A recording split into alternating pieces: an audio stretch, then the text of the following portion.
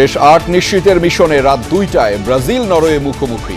জয় দিয়ে ইতিহাস পাল্টাতে চায় সেলেসাওরা। ভোরে মেক্সিকোর বিপক্ষে কঠিন পরীক্ষায় নামছে ব্ল্যাক।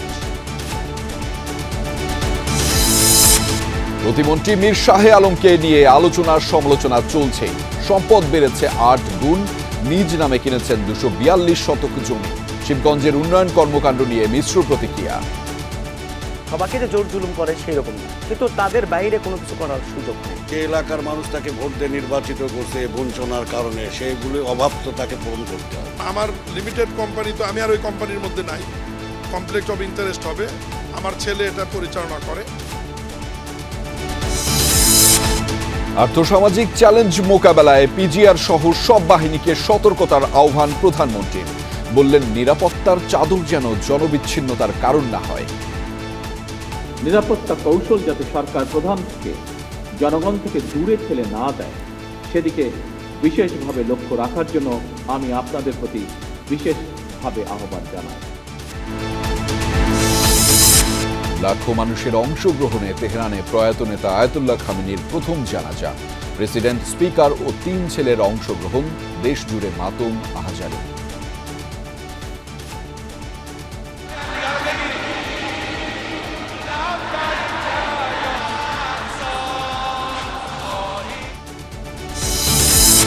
বরিশালে ব্যবসায়ীকে মারধর করে চেক ও স্টাম্পে স্বাক্ষর নেয়ার ভিডিও ভাইরাল। অভিযুক্ত গ্রেফতার।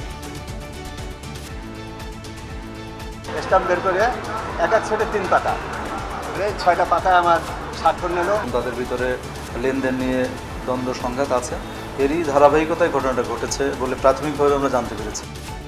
টেকনাফে বিএনপি নেতা ও সহযোগীদের মারধরে কলেজ ছাত্রের মৃত্যুর অভিযোগ।